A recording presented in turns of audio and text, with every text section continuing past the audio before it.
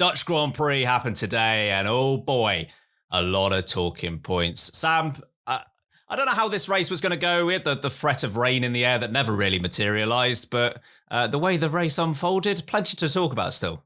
Yeah, it always has an air of, could this be an exciting one? Could we get some weird action? Could it be a bit chaotic? And usually when you lose that threat of rain, which we slowly did, you think, oh no, it might end up being a bit processional. We might have a problem. No fear. We're back from the summer break, and the Dutch Grand Prix delivered a bucket load of action for us to review. Harry, you watched it, sir. Did you enjoy it, sir?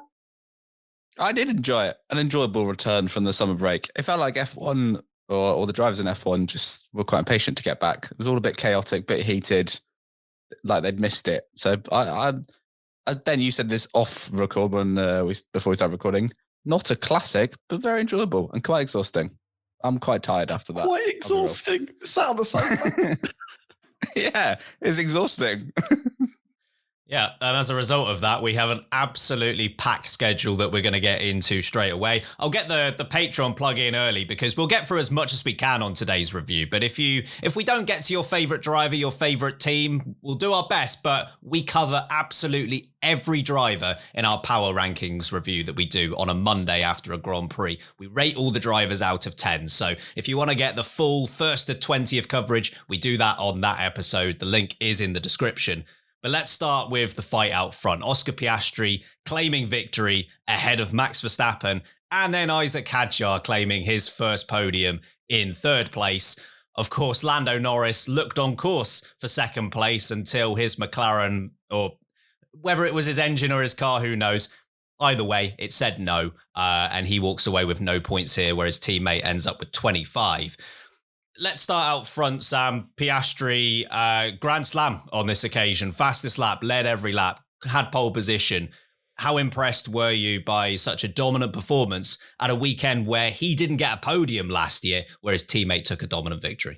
Yeah, his first ever Formula One Grand Slam. First time he's ever led a race from start to finish. And it always felt like it was under control from Oscar Piastri. He never seems to have it easy when he gets out front. Similar to Spain, for example, safety car gets thrown there as well. It looks like he always has to rebuild the lead once he finally gets it. Starts well, gets off the line, not as well as his teammate, but that's the bonus of being on pole position. You've got that little bit of extra tarmac to play with. He gets over to cover, I think, fairly, which opens the door for Max Verstappen. And I weirdly think, I don't know if that was intentional or not, by shutting Lando Norris into the inside and allowing Max Verstappen around the outside, quite a clever tactic, because it means that he essentially gets to build a gap over a slower, on softer tyre Max Verstappen, whose tyres are going to degrade faster, and he starts to pull away the gap. Now, fair play to Lando Norris, who dispatches of Max Verstappen really, really well, really, really quickly within the first 5 or 6 laps, and the gap starts to come down again. But it was also well measured, also nicely managed from Oscar Piastri. Once again, it's almost a bit of a trademark of his. It felt like he was never under massive pressure, never felt like it was going to come under threat. There was only one moment in the entire Grand Prix where Lando Norris manages to get into Oscar Piastri's DRS zone. At every obstacle that was thrown his way, threat of rain, another safety car, more rain, more safety cars, he just handles it again. Every pit stop done with complete calmness. This was just fantastic from Oscar Piastri, the true mark of a champion, and once again showing why he is able to lead this field. He is a talent that is really coming into his own. I'm so impressed. And he delivered a sublime Grand Prix after what looked to be a tricky start to the weekend before qualifying began. Never looking to have the better of his teammate in practice. Doesn't matter. You don't score points on the Friday and the Saturday. You do on the Sunday, and he made it count. Harry, this was a stat that was mentioned on air, at least on the Sky Sports commentary, that whenever Lando Norris has managed to get within 10 points of Oscar Piastri in the championship so far this season, Oscar Piastri has responded with a victory. Now, of course, that championship lead that we'll get to in a little bit has extended out a lot more than 9 points after what happened to Lando Norris in second. But how impressed were you with what happened in Hungary? Piastri comes back and answers yet again with such a good performance. Yeah, I was super impressed with Piastri and the response from it. He is becoming the king, the master of just being ahead when he needs to be. Doesn't matter if he, as you mentioned, Sam, Norris had every practice session covered, and maybe it seemed like Piastri was on the back foot, but it's completely irrelevant. because come the end of Q3, Piastri was on top by the smallest of margins, admittedly, but he was on top. And then from there on in, he's been able to control this race. As you said, Sam, it wasn't the greatest start, but he's on pole. He covered it off nicely, and enough to actually disadvantage Norris so that Verstappen eventually got past him. And then when Norris was back past Verstappen and was trying to pressure him, you're right. He never really looked like he was going to crack or he was under any real pressure. Obviously, Zandvoort's a tough track to overtake at, but lots of mistakes were made throughout the weekend, but today as well. And I think Piastri could have easily made one of those mistakes. We had a bit of rain in the air, debris everywhere on the track today. So yeah, again, really impressed by how he handled that and how he's answered back after a run of success for Norris. So it seems like just a easy thing to say now, being impressed by Oscar Piastri, but it was super impressive once again, and he's so chilled about it afterwards, which is even more impressive. So a good start to the second half for him for sure. I often think when it comes to race winners in this sport, the more dull a race win is, likely the better it was for the winner. We think fondly of, say, the Schumacher years and how great he was, and he was brilliant across those years. But if you look at like 2000 to 2004, when he won his 5 consecutive championships, there aren't many classic races in that time period, because a lot of the time Schumacher is just out front doing what he needs to do and no one really is able to touch him. That's kind of the race win that we got from Piastri today. I'm not saying it was a bad race, but out front, Piastri just had this managed from the off where you didn't feel like there was really any threat, even with the multiple safety car restarts, even with being on hard tyres towards the end where Verstappen was on softs, even with Lando Norris, once he'd cleared Max Verstappen, being able to make a little bit of progress on Piastri's lead. You never really felt like this was in danger. As soon as Lando Norris got by Max Verstappen quite early on in the race, I think it was 4.5 seconds was the gap between Piastri and Norris when that overtake happened. Norris managed to make a second of that up pretty quickly to like 3.5 seconds. Then it just stayed there. And Piastri was effectively managing an undercut gap for the rest of this Grand Prix. It wasn't easy for him, but he made it look easy. And that's a mark of Piastri that we're seeing very regularly these days. So very impressed by Piastri. Again, when you get to the point of you run out of superlatives for a driver, that shows that they're having a very good season. And we've reached that point with Piastri.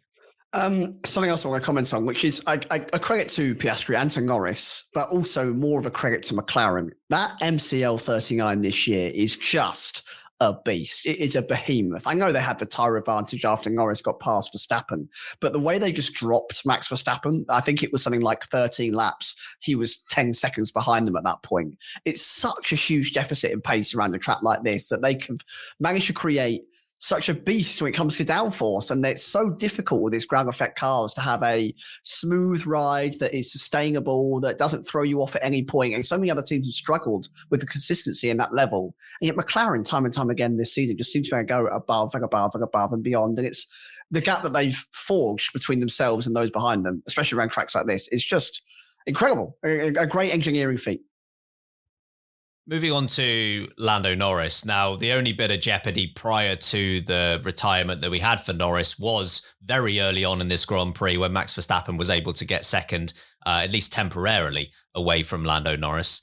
Harry, what did you make of the move from Verstappen, the re-overtake that happened from Norris a little bit later on, and then how Norris did from there? I had to go and have a shower immediately after seeing that move from Max Verstappen. It was so dirty. You knew as soon as it was revealed that Verstappen was starting on soft tires, you were like, "Oh boy, he gonna try and do something here." And I mean, he gave it a good go to turn one to try and get the lead.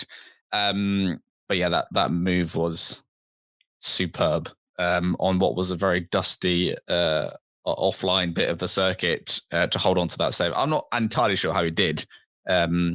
But to hold on to the slide, but also still get the overtake done is outrageous. from Verstappen. And then I was almost not equally, but almost as impressed at Norris, at the way Norris came back at him. Obviously, mark him down for being overtaken at the start, but he was sort of pinched in by his teammates. There wasn't much he could have done. And then when he did rock up to the back of Verstappen, something we talked about so much, at least in the second half of last year when he was battling Verstappen, he just rocked up and nailed the overtake straight away. Like there was no half moves, no sort of trying to dart out. He just rocked up. I know the car is superior versus the Red Bull, but he still had to get the move done at a track, at a race this afternoon that was really tricky to overtake at. And he nailed it immediately. So I was really impressed by Norris doing that, because I think that's something we have critiqued him on before, and I think probably fairly so, but not this time. He was clinical, and it's something it's praise we've put on his teammate a lot, and it's something hopefully Norris is going to bring more into his repertoire. So kudos to both on that one. Yeah, I echo your thoughts on the first lap move from Verstappen. Oh boy, that was good. That was so good. That one got me out of my seat. That was tremendous and equal parts frustrating, because Red Bull, why will you not give this guy a car that he can fight with? This championship fight would be so much better if he was just in the mix, and he's not quite, because of what we saw today, right? Even though he claimed second place, he can pull off this incredible move. The commitment that he needed on that move was sublime. And yet it ultimately didn't matter, because Lando Norris was able to get by. And if he didn't get by then, he'd have done it the next lap or the lap after that. And it was inevitable. From Lando Norris's perspective, the re-overtake that he'd done on Verstappen, very good.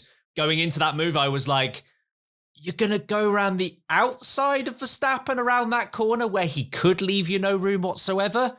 I don't know about that, but fair play to him. He judged it perfectly and it worked.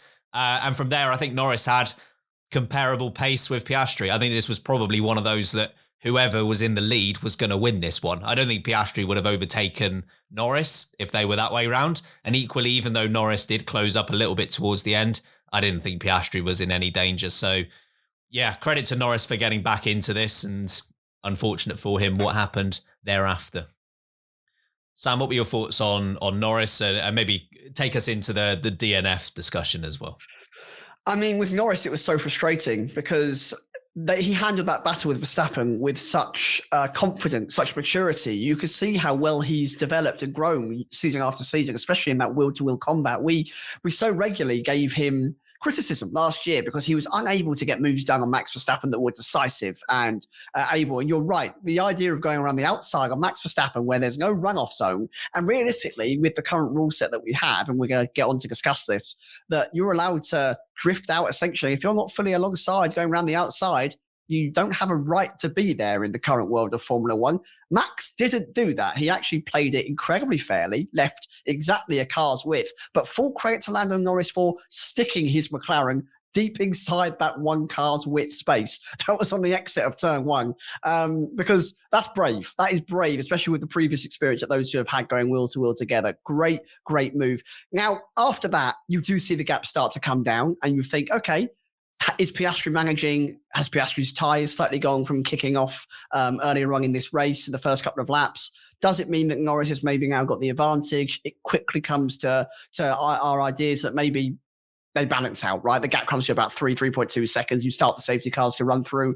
And that's kind of how it feels the whole way through this Grand Prix. Every time that Norris pushes, Piastri reacts. It's always like it's in hand. So whilst it is truly devastating for Lando Norris and a real kick for the championship fight, it has opened this up completely now. It's going to be a real uphill fight for Lando Norris over the next 9 Grand Prix. I don't think Lando Norris was getting that move done. I do not think that Lando Norris was beating Oscar Piastri around Zandvoort here today. I do think that the qualifying was a massive win for Piastri at these kind of tracks. And so even if they had measurable pace, and I think they were pretty much bang on equal with each other, even if they ran all the way to the end, unless Piastri actually makes a mistake on the track, which I can't see him doing right now, I can't see Norris making the move. So unfortunately, instead of it being a 16-point gap in the championship, which I thought it might be, it's now a 34-point gap in the championship. And that's tough because you look at how bulletproof this McLaren is, this being the first DNF that either of them have had through mechanical failure. It basically means that if you look at a 7-point swing for each Grand Prix, Norris needs 5 race wins in a row now over Piastri if they're going to have 1-2s every time to bring that gap back to a 1-point lead for himself. So that gives him 4 races to play with for any mistakes. And the moment Piastri beats him in any of them, it sets him back another Grand Prix. This has come at a perfect moment for Piastri and a huge, monumental blow for Norris right at this point, exiting the summer break, especially when we praised him so heavily for the momentum that he carried into that summer break after taking 3 of the last 4 race wins before we had that summer break. So this is devastating for Norris because his pace was good, his race was solid. He could have dealt with a 16-point gap. 34 is really tough unless a DNF comes Piastri's way. What about the rest of the podium? Let's start with Max Verstappen. Harry, we saw that it seemed like Verstappen and Red Bull's strategy today was we're just going to put on slightly softer tyres than McLaren and see if that works. Obviously not enough to claim the win here, but it is a return to the podium. What did you make of his day? Yeah, a really good race by Verstappen. I know some of the driver of the day voting was going towards him, and I think that was very fair. I think it probably went under the radar. Obviously, the move we spoke about on lap 1 was sublime. And yeah, you're right. They just they tried something different with it, and I think it was worth a shout. And in the end, with the amount of safety cars or VSCs and the restarts they had to do, it was worth doing because there were quite a few times where he was able to fire up those tires quicker than the 2 McLarens in front.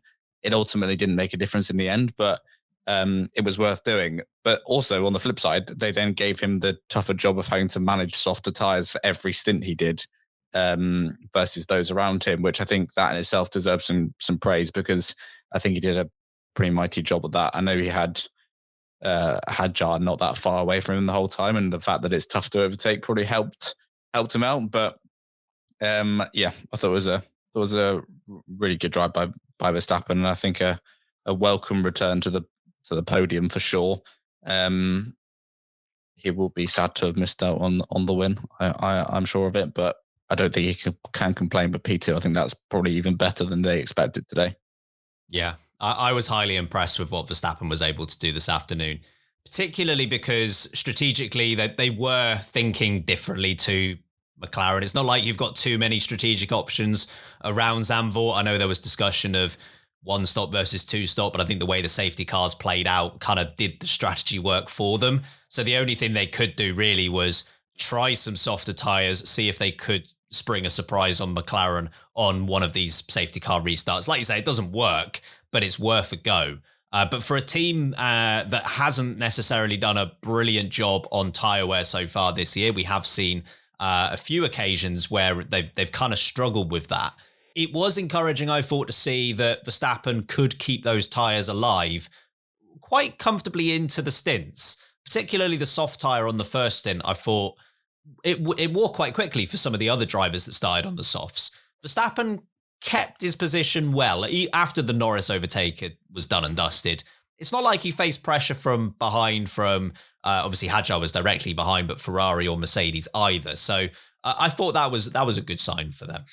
I kind of want to challenge that a little bit, actually. I think that Hadjar was the cork in the bottle for Verstappen. I think that Leclerc was faster. I think he had better pace. I think that if he had clean air without Hadjar in the way, I think that Ferrari would have been able to challenge Max Verstappen, especially with the strategy they were going down. I think that the way that Leclerc was essentially all over the back of Hadjar for lap after lap after lap, and Russell, once he got going, wasn't too far off either. And then, of course, the damage took place. I do think that protected Max Verstappen, who did a great job on softer tyres, and they had worn. And I do think that was more strategy than Max Verstappen's ability. But I think that Hadjar essentially protected him, who had a fantastic race and drove so well. Keeping Leclerc behind for as long as he did essentially meant that Verstappen was able to drive quite a calm race without being pressured from behind. Isaac Hadjar managed to claim his first podium, or as Harry rightly said before the start of this episode, Isaac Hadjar claimed his first podium in his first ever race. So well done, Isaac. Sam, what did you make of his race? I mean, he was due a P4 anyway without the Lando Norris retirement that I think was going to be just as impressive. But got a bit of an added bonus with that retirement and on the podium.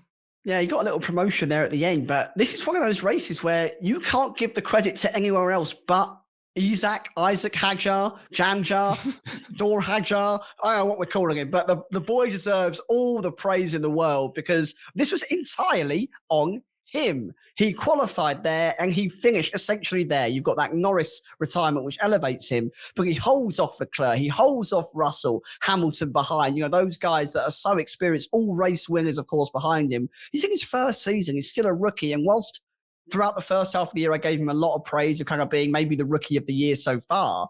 He's gone ahead and delivered in a racing balls car that does not deserve to be there. But P4 in qualifying, P3 in the race.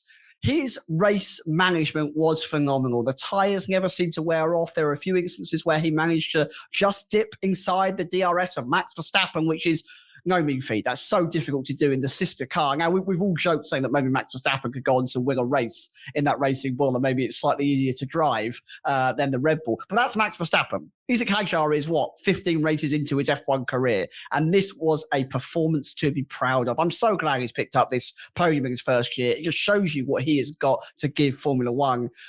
Just Red Bull, just slow down. Don't promote him before Monza. Please let him have the rest of that season before you make any changes to how that team works. Savage that he's got his first F1 podium before Yuki Tsunoda has as well. But an incredible performance, entirely given to himself by himself, not by anyone else.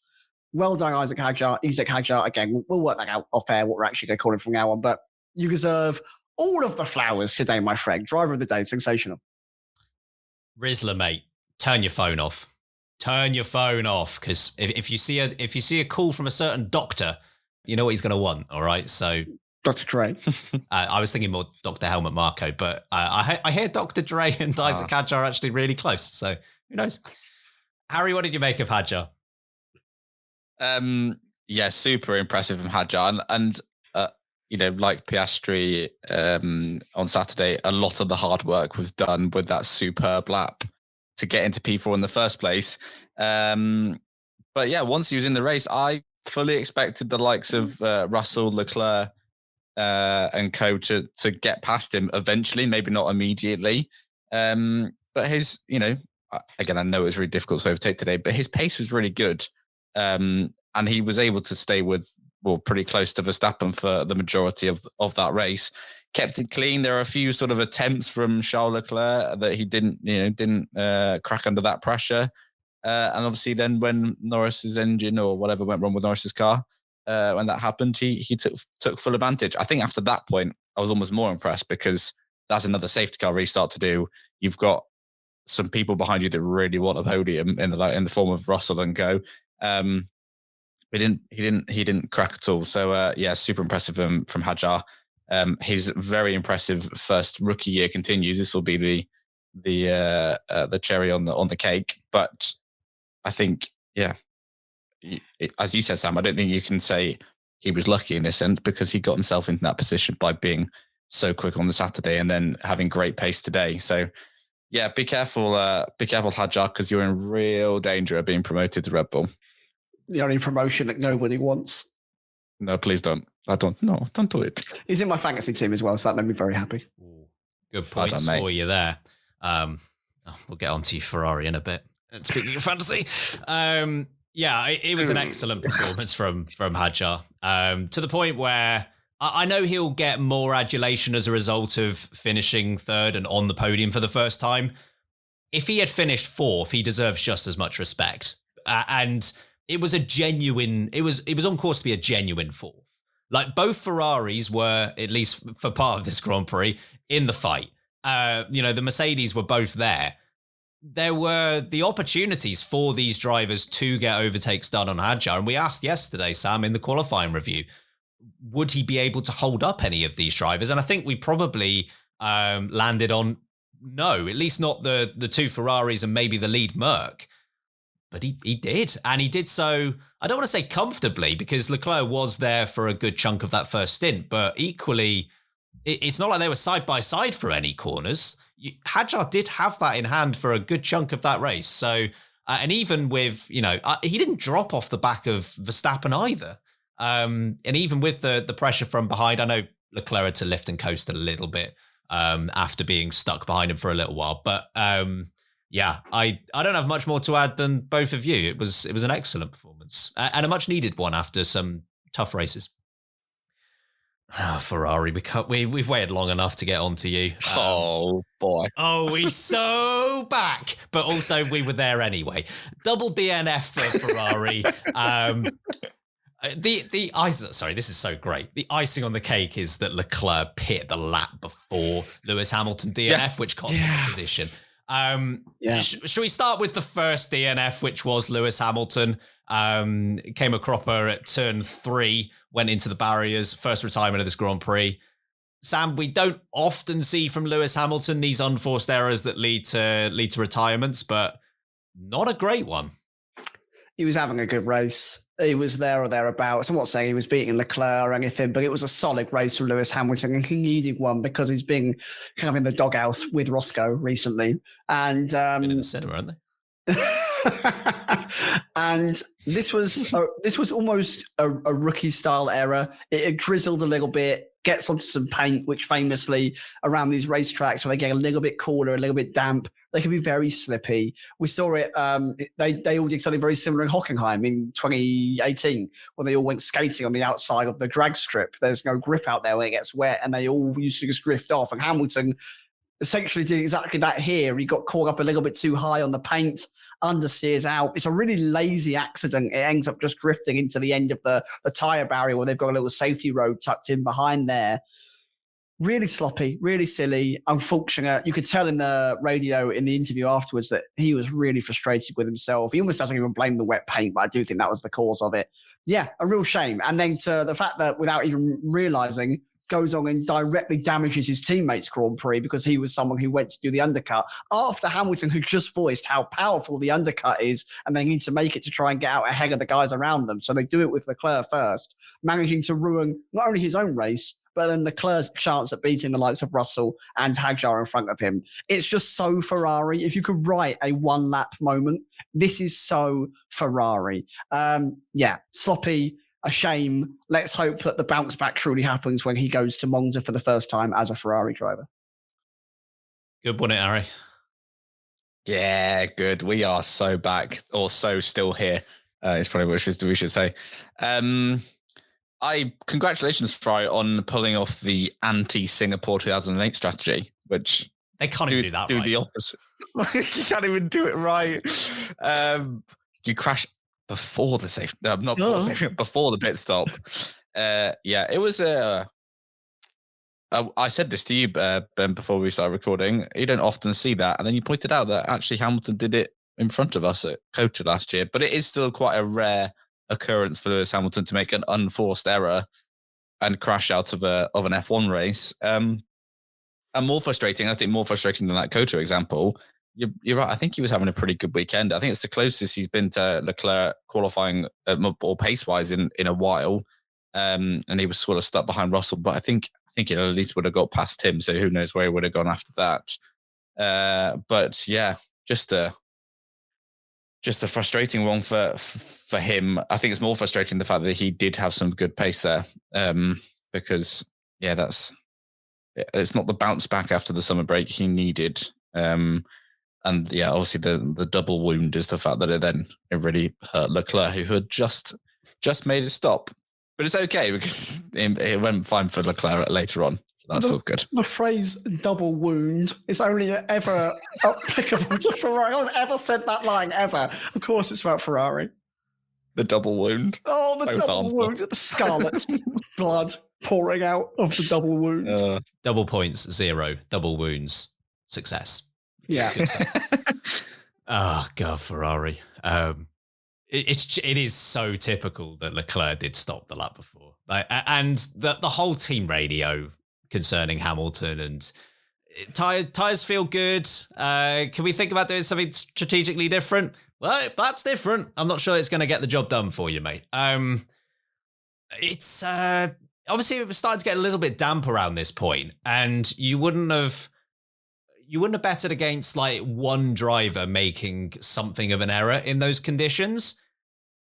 I didn't think it would be Lewis Hamilton. Lewis Hamilton, who's been in this sport for nearly 20 years and has won 7 world championships. It was uncharacteristic. It was a poor error. The good news for him is, does it matter that much? Because, okay, he's more likely to be a more distant 6th in the championship now versus Leclerc. So what? Like, it doesn't really matter. And I actually think there are positives that he should be taking away from this weekend that you've both referenced. He was there with Charles Leclerc. Obviously, there was a car's gap between them in George Russell because of Leclerc getting an overtake done at the start. But other than that, half a tenth separating them in qualifying when Hamilton did look a little bit stronger. In the race itself, Hamilton was putting pressure on Russell before I'm sure he was told to lift and coast after lap 2. So it was a little bit better. And I think he can take that to Monza. I hope he does rather than how it ended. It was an awful error, but equally, it's probably cost him a 5th or a 4th place. It's for a guy that's won as many races as he has, it's not the end of the world. And what you said earlier is correct, Harry. It didn't end up just being Lewis Hamilton. It did also become Charles Leclerc. Before we got to the DNF, though, he had a bit of a ding-dong battle with George Russell. Sam, what did you make of the move from Leclerc? Oh, spicy, isn't it? Hot and spicy. I really don't know. I've watched it back a few times, and there is foul play from both sides, in my opinion. He's going around the outside, and again, we know what that means. You have to be your front axle has to be as far along as their wing mirror to be entitled to space or something like that. He's right there. He's right up alongside, but he does then complete part of the move with all 4 tyres off the road, and that is illegal. And I like that the FIA just didn't really bother to, the stewards didn't even really bother to have a look at it. They just kind of went, well, it's noted. And then he crashed, and they went, put that in the bin. Never mind. Don't worry about that one.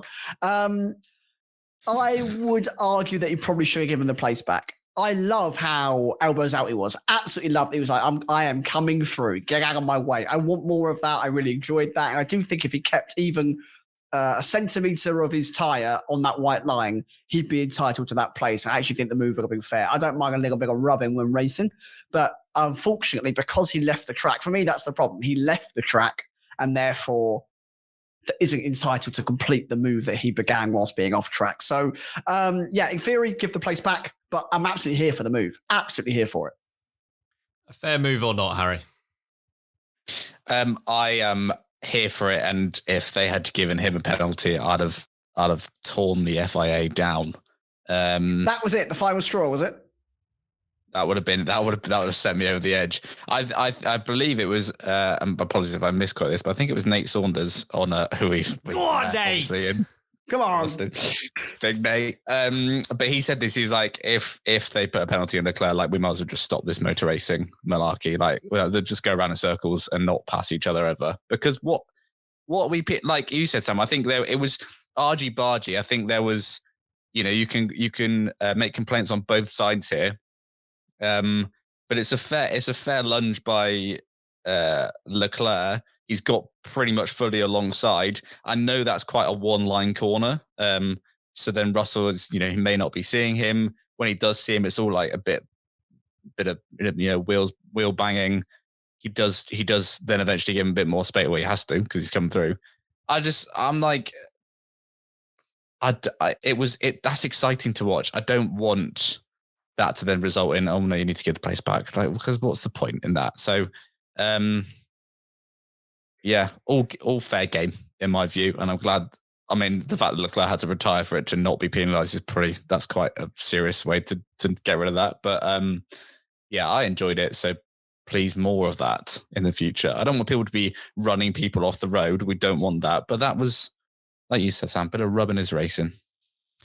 Yeah, I kind of landed on, I don't think Leclerc was entitled to any space there, because whilst he is side by side in the corner, he isn't in the braking zone. Like, he has to seriously brake late. By the time Russell's already braking, he is ahead of Leclerc. So I think Russell is entitled to run him off the road.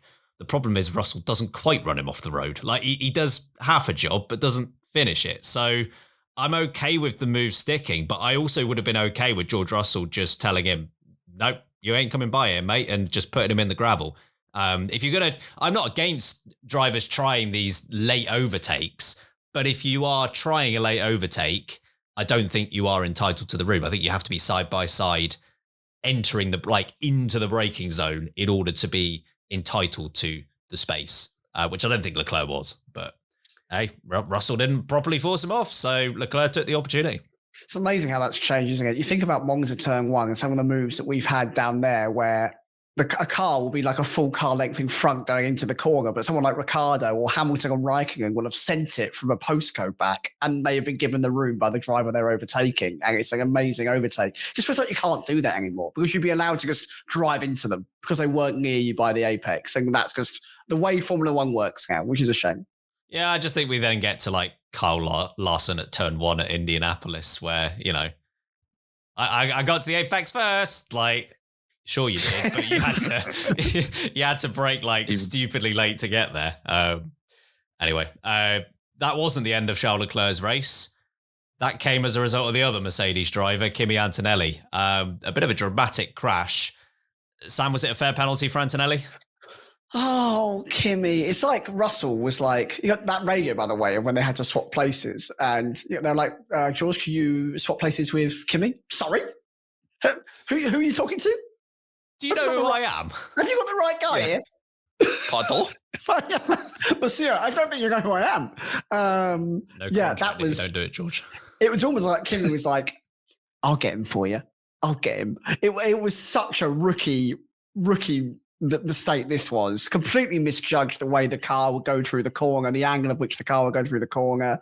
Swipes up that banking at a really awkward angle to try and get a better run out of the car. I'm assuming he's trying to almost go back around the top of him once Leclerc comes down the banking again.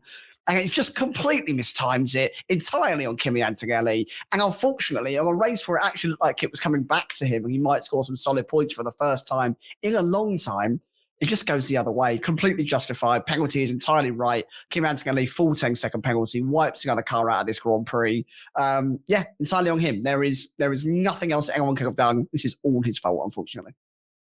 Yeah, blatant penalty. Can't argue with it whatsoever. The only thing I would say, and I understand why it's being classed as a rookie error. There are other rookies that aren't making these errors as much as Antonelli is. Like, I'm not seeing Hadjar and Bortoletto make these errors as much as Antonelli is. Like, we've obviously got the Austrian GP first lap one as well recently. I'm not saying these other rookies are completely blameless and haven't done anything wrong all season, but I think rookie error only takes you so far. Are we past that, do you think? Are we past where we should be calling that a rookie error? Now that's just bad driving. It is bad driving. Yeah, well, yes. It could be both, but I just, there's a limit on how many rookie errors you can have because not all rookies are making the same number of errors, put it that way. Harry, what did you make of the incident? We gave it a good go. What? A good go? That was an attempt. Do you know what? It reeked of something you'd do if you were playing the F1 game. I think Antonelli is, though, isn't he? With some of his lines. Yeah, that's what he thinks he's doing. It's like, you've just been, the undercut's not working. You're just really annoyed, so you go for a lunge. But luckily, you can rewind in the F1 game, whereas here, it's real F1. There's no rewind button. I would definitely do that to you on the F1 game. And have. This is what I mean. This is what I thought of. I was like, this would be something we would do if we were playing the F1 game together. So yeah, it was frustrating for Antonelli just because it was working out well. As you said, I know Russell had to let him pass because of the damage he had. But the race was turning out well for him, and I think just having that solid result would have been good. And you're right, it does. I know you can only go so far in saying it's a rookie error when other rookies are maybe not making as many as he has done so far. But it is like the the desperation and the hunger to just get another place that you imagine or you expect a rookie driver to have when a more experienced driver like a Russell would be like, well, is this move worth what we're going to gain? If it's for the win, it's different. But what they're gaining there is not even for a podium at this point. So it's those sort of judgment calls that I think you can put it down to being a rookie. But you're right, I don't think that should be an excuse. So it was a frustrating one, especially wiping out Leclerc, who'd had a tough day, and I think whose pace was superb today, and it probably goes unnoticed. But yeah, a frustrating one for him once again. And we'll now get into some of the midfield scraps. Carlos Sainz versus Liam Lawson at one point was a fight for some pretty good points in this Grand Prix. And the way that this race unfolded with some of the big hitters going out, either one of these drivers could have been looking at something like a 4th or a 5th place finish, if not for contact between Carlos Sainz and Liam Lawson. Carlos Sainz given a 10-second time penalty as a result of the contact. Sam, do you agree with the penalty or disagree? I feel like this one's going to be a sensitive topic. In the eyes of the stewarding law in Formula One, he's not entitled to the room. Hence why I understand why Carlos Sainz has been given a penalty. In my opinion, what a load of horse crap. Absolute pile of manure this is. Both drivers, I think, were to blame here. Liam Lawson washes out with understeer, doesn't really leave enough racing room. Carlos Sainz has kind of stuck his nose in a bit too late and hasn't fully committed to going around the outside. But in a world where Carlos Sainz is entirely to blame for this one, is a world where I don't want to be because it's stupid, doesn't make any sense. I understand where the penalties come from. I do. I get what the stewards are doing. It has applied the rule of you're not fully alongside, you're not entitled to the room, therefore he has caused the collision. Fine. I get it. I hate it. I get it. So for me, I wouldn't have given a penalty to Carlos Sainz for this one. But I do understand why the stewards have given a penalty. Harry, do you agree or disagree? The only way I understand it is because I know that the stewards are morons. That's how I understand why they've given this penalty. You've highlighted it perfectly, Sam, in the way that you said that in the eyes of the law or the F1 law, that's how they've applied this penalty. But that's because the law it sucks and it's flawed. How do we? I get the opinion that Carlos Sainz is not fully alongside here, but there should be some common sense and logic. Liam Lawson, you can't just expect Carlos Sainz to disappear. Fine if you're saying, well, he's not fully alongside, so I'm entitled to the corner. Yeah, fine. But you can't just make him disappear out of thin air. This is so frustrating. I wouldn't put it down to either driver. I'd have gone racing incident 100%. This is what frustrates me so much about the sport at the moment are these rule sets that we're having to race to, because it's just stopping racing. I know this was an incident, ended up as an incident, but then when we talk about Leclerc and Russell, this is where you get into discussions about is it fair or not, and I just don't believe that's healthy for this sport. But yeah, why Carlos Sainz got 10 seconds? I love the idea, by the way, about him marching up with some Williams like heavies to the stewards. Like, we're gonna have a little word with them, right? It's like Williams themed baseball bats. You and me have a little chat after the race. Blue with Komatsu down the side of it. I'll tell you what, they are going to have to go to the stewards in person, though, because there's no way they can do it over their radio that they use. Why will they not invest in something? What do you mean, Ben? God damn it. Are you telling them it's got crystal clear quality? You're an F1 team. Do better. They probably lost it in the Excel spreadsheet. Fair. Yeah. No, James wasn't is cutting cost. I'm super frustrated by this one. I feel really sorry for Sainz. It's a racing incident, and I think they're both to blame. You can give blame on both, and that's why I go racing incident. This was not as worthy of a 10-second penalty on Carlos. Yeah, I think it's close. I think it's really close. And it comes back to the Leclerc and Russell debate again as to when are you entitled to room? Because I think if you are side by side through a corner, or even if I think if you've got a wheel, like your front wheel is alongside the rear wheel of the other car, you should be entitled to room at that stage. And if you don't give the room, therefore you're the car ahead, you should be the one that is penalised. Equally, I think if you're deemed not to be alongside and you are just chancing something and then you are not given the room, tough, that's on you. The question is, was he alongside here? And it is really, really close because the way turn one works, it is quite an extended corner to the point where if you do go to the outside like Carlos Sainz did, you can brake a little bit later in order to get alongside, which is what he did. Was he side by side in the braking zone? I've watched it back and I can't tell. It's really close. So I think I would have gone for a racing incident on this as well. I can understand the penalty. Even if I wouldn't have called it, I can understand why. Both in line with the way in which the regulations are written, but also if they do deem Lawson to be ahead in that corner, then fair. Like, he's the one who's entitled to the room. It's a shame for both of them because, again, they both could have had really good points. And the sensible play, regardless about what you think is the right or wrong decision here, the sensible thing to do for both of them is to live to fight another day. And suddenly they are probably looking at 4th and 5th place in this Grand Prix. And that's a lot of valuable points for two drivers who could both really use points right about now, but not the way it ended up. When do we get to the point where one law doesn't fit all situations and we need to start looking at this on a case-by-case basis and imploring the stewards to make a decision with a time limit in mind? That means that we get an answer during a Grand Prix, and also they don't just go, the letter of the law says X, so therefore X must be applied regardless of any common sense. It's just fueled with stupidity. Formula One is fueled by stupidity. Their new slogan. Taking advantage of Carlos Sainz and Liam Lawson's misfortune was Sainz's teammate, Alex Albon, who's managed to find himself 10 positions higher up than where he started this Grand Prix in 5th place. A bit of a story of the season, I think, for Williams, Sam.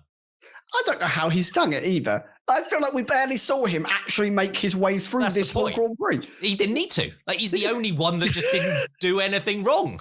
He just teleported to the front. A bit of a passing of the seas for Alex Albon, and he will unfortunately fall foul to the likes of Hadjar having their first ever podium because what a drive. What a drive at a track like Zandvoort to go from P15 all the way up to P5.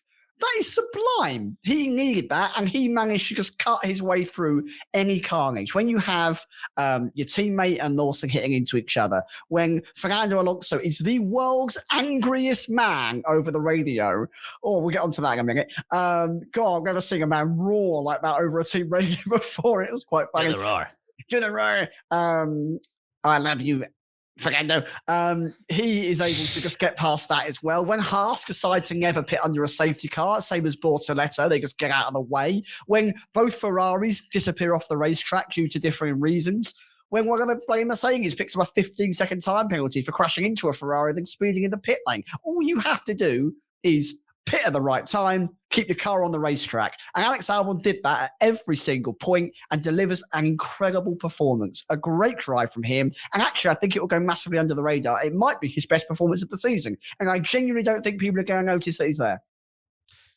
You mentioned Aston Martin in that. Let's talk about them briefly because they have walked away with a double points finish with Lance Stroll ahead of Fernando Alonso after starting in 19th place. 7th and 8th for the Aston Martin duo.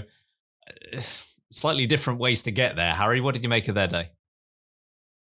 I think what you meant to say was the Aston Martin masterclass. Is that not the old double point? I mean, Fernando still technically moves forward from his starting position. I'm honestly, luckiest 10 points you've ever seen. How have they?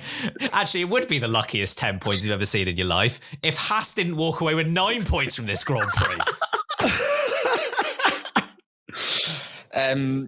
Huge. Look, that was. I'm not entirely sure how Lance Stroll's ended up there. Quite frankly, I think they were quite fortunate in the end with how that played out. I think the most frustrating thing is for Aston Martin. they had a really good car this weekend and it just didn't work out. Whether it's Stroll in qualifying, I didn't think Alonso's lap in quali in Q3 was worthy of where that car belonged. He then also he lost places at the start, and that was kind of sealed the deal from there. I mean, I think he was from like where he finished 9th downwards. I think he was in all the spots at one point this Grand Prix, just stuck behind people. So how they've walked away with that, I don't know. And lucky they did, because Hadjar's result has put Racing Bulls hot on their heels in the constructors. So it's lucky they did pick those points up. But yeah, the masterclass, how to get another double point score. On paper, from Hungary to here, it'll be like, oh, well, that's good. Two double point scores in a row for Aston Martin. The story of how they got there, very different. Yeah, it's a really tricky one to summarize, but I'll do my best. Lance Stroll has gone from 19th to 7th somehow. He did his regular strategy when there's a little bit of carnage of just not being involved in the carnage, which in itself is a skill. But he has somehow climbed 12 places in this Grand Prix. Fernando Alonso was both great and rubbish today, I thought. Like, his pace was good and some of his overtakes were impressive. Equally, to lose out to Tsunoda at a restart, to have a bad start on lap 1, to even be in that mix anyway, and he should have been a couple of positions higher in qualifying. It was, simultaneously good and bad from Alonso today. The most Aston Martin thing of all time, though, did also occur, in that Fernando Alonso always feels like he has the short end of the stick when it comes to strategy. But it kind of looked like it wasn't going to go that way, because Alonso pit for the hard tyres, manages to get up to the back of the pack that he was in, then a safety car comes out. Brilliant. Everyone else in front of him pits. Lance Stroll, for once, hasn't got the good strategy because he's been on the tyres since lap 10 or whatever. He's finally managed to luck out. And then there's a second safety car, which completely ruins everything. Stroll gets the new tyres again, and Alonso has to watch as Stroll goes past him. He cannot win in these scenarios. Even when he thinks he is going to win, he somehow loses. He does too much. He overthinks it. Yeah. Also, guys, losing 4 places on the opening lap of a Grand Prix. That's got an ideal strat. Not at all. Shall we get to our driver of the day? The verdict is in. You're the driver of the day. You're the driver of the day. You're good at driving. In a sea of carnage, Sam, there were some very good performances out there. We saw Hadjar got driver of the day from the public vote. Are you agreeing with that or going with someone else? Honestly, I think you could give the majority of the top 6 or so the shout for driver of the day. Piastri was great, Verstappen great, Hadjar amazing, Albon was great, Behrman managing to get into that spot, his highest ever finish as well, beating that Ferrari performance that he had from when he stepped in. I am going to give it to Hadjar. First podium, 5th youngest podium sitter of all time. Was there entirely on merit. All the others, you could argue, had to have some kind of chaos to arrive where they did. You know, Hadjar moved at 1 place due to a DNF that occurred entirely from a malfunction. He deserves to be in that top 4 regardless, and it was a phenomenal drive from him. So Hadjar is my driver of the day. Harry? Hadjar is a very, very, very valid shout. I'll go for Oscar Piastri. Again, like you said earlier, Ben, running out of superlatives here, and I think it's almost like, I expected that this is what he does now, but I thought it was a superb race from him today again. So I'll go for Oscar Piastri. Yep. As mentioned, excellent performances inside the top 6, particularly. It feels wrong to give driver of the day to someone who, or not to give driver of the day to someone who delivered a Grand Slam performance in Oscar Piastri, but I am going to go with the Rizzler, Isaac Hadjar. Well done. We're in the boom! That's what we do. What about worst driver of the day?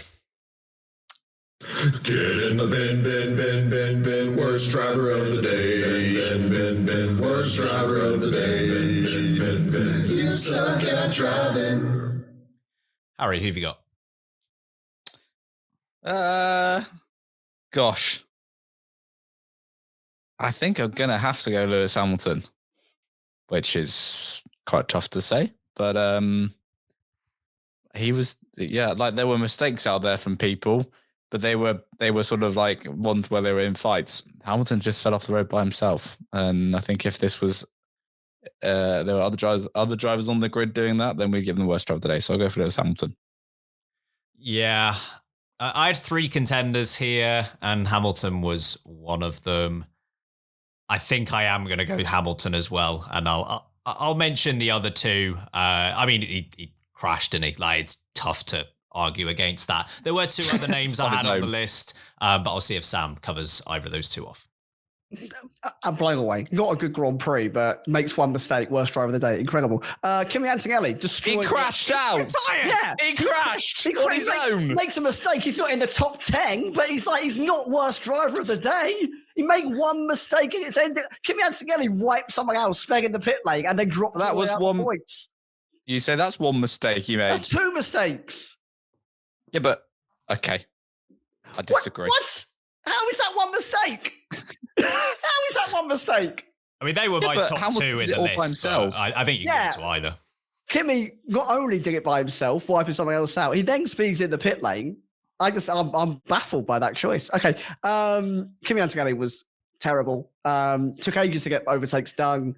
Barely moved up the field. Wasn't faster than his teammate until severe damage was put on place. Wipes out another car. Speeds in the pit lane. Falls basically behind absolutely everyone. Disastrous Grand Prix for Kimi Antonelli. Yuki Tsunoda was the other driver I had in mind who couldn't get a move done on anyone to save his life. And I mean, he's only not because he's ended up in the points, which is almost mind-blowing how he's managed to get into ninth place purely through the way that safety cars played out, in my opinion. But yeah, I'm going to put Hamilton maybe 4th or 5th worst driver of the day for me. I also had Bortoletto in the mix as well. He had a bad day. He just felt like he was dropping a position whenever you saw the timing tower. It just always seemed to be Bortoletto drops a position. Both Salvers struggled a lot, but just bad strategy. They just never pitting under a safety car. Bortoletto was on 42 lap old tyres, wherever behind him was on new tyres. He was same as Gasly, was never going to hold out when you got 10 laps. That was fine, but like he went from 13th to 19th in that first stint. Yeah. I mean, you saw his start, right? Yeah. That was pretty bad. Shocker start. It wasn't good. No, shocker start. Yeah. Big brain Strat. Bob, we're gonna need you to box for wets. What? It's not even raining out. What are you talking about?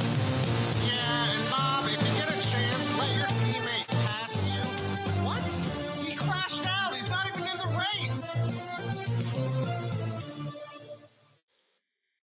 I'm just going to get in an early shout here for Haas and Ollie Behrman because every single race it feels like they struggle in qualifying and have to do something really daft on race day, and once in a while it will just pay off, and it paid off here. Credit to them, they're probably just holding out for rain, and the rain never arrived, and it still worked. Yeah, good work from Behrman. Unlucky on Ocon's side as well because they pit him just before that second safety car. Otherwise, Ocon, who was ahead on track, probably would be where Behrman was. But they nailed it. It just qualified better, and some of these strategies might actually end up in better points more often. Sam, what was your big brain strat? That song by Live Laugh Latifi sings about a teammate needing to let his teammate past, but he can't because he's crashed out of the Grand Prix. I do feel like Ferrari today managed to get as close to that as possible with, them pitting and then Hamilton immediately crashing out and it ruining their entire Grand Prix. So I am going for that series of Ferrari events that essentially put both of their cars in an absolute poo hole. So yeah, Ferrari as a whole, again, get the award. And Harry, who gets the award from your side? You've already slightly mentioned this, but Aston Martin and Lance Stroll just like pitting him really early for hards to keep him out of trouble, like away from everything. Just stay away. Just stay away. Yeah. Isolation tactic from Aston Martin. It worked. So yeah, well done. It did work. And before we go to our final break, it is time to review our bold predictions that we made in the preview episode midweek. And oh boy, was it a great time for us. Harry, if I remember correctly, you said that there would be no McLaren on the podium, which they tried.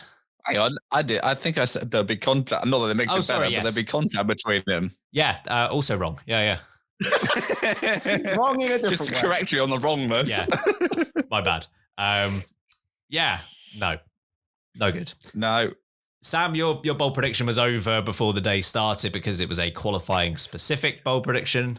It's like they went, we weren't meant to be in the top 10. Well, let's just wipe each other out then. Perfect. Now we won't be in the top 10, but on the wrong day. So, yep, wrong. Yeah, that was a double Ferrari won't make it to Q3. Went wrong. My bold prediction, I thought, this is very annoying. I thought going into the weekend that Racing Bulls might actually be pretty good this weekend. So I flirted with the idea of a Hadjar or a Lawson top 5, top 6. But no, instead I went for both Racing Bulls will beat both Red Bull drivers because I thought Red Bull would struggle like they did in Hungary. So I got 50% of the way there with the Racing Bulls part of the prediction. And then Verstappen was actually really good and Lawson had his incident and it unraveled very quickly. So you didn't get one right. No. You didn't get one right. I didn't get one right. That is 0 out of 3. It's a rarity, but 0 out of 3. You never see them coming, but they really slap you in your face when you do. So, Sam, what was your moment of the race? Yes, so pleased you came to me first so I could get it in there. Who is Charles Leclerc on the phone to? Where has he got a phone? Why is he sitting on the sand dunes alone for so long? Ferrari summed up in one photo was Leclerc, that wide shot of Leclerc at the top of the sand dunes while the rest of the grid drive on past and his Ferrari is sitting a wreck on the side of the road. It's like a painting. If someone would like to paint that scene, I'll hang it on my wall. For me, that is the moment of the race. It's just the cherry on top of this whole season for them. It just explains it beautifully. Sam has posed the question, who was he talking to? Well, if you have the answer to that question, we'd like to hear from you. That is our question of the week that you can find on Instagram and on X. So if you've got the answer where we don't, please do let us know. Harry, your moment of the race. Quite a few contenders for this one. I had one for pretty early on, which was Franco Colapinto got a run on his teammate. Going down the main straight. Gasly doesn't even defend it. He's like, all right, Franco, you've got softer tires, man. Come on through. And Franco still almost manages to run him off the road. You need both of them. Yeah. Good stuff. That isn't my. The other one I had was just Charles Leclerc sat in the sand dunes, which is so bleak but funny at the same time. What I've gone for are the new McLaren hand signals that we saw during the race, because we had, when the rain was coming down, they had a shot of the McLaren pit wall. Zach Brown's put his hand out to check the rain, then he's come back in and he's gone, this is only going to work for video people, sorry, but he's done that. He's like, oh, yeah, like a little bit of rain. And then it pans to Andrea Stella and he puts his thumbs up and then goes, like this. Itsy Witsy Spider.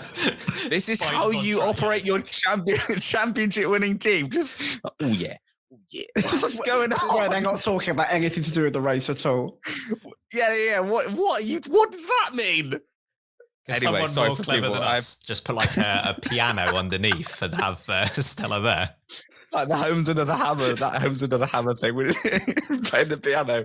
Anyway, yeah, that was mine. It really got me. It was Zach Brown, just a little bit there. Stella could definitely just do this himself if he wanted to.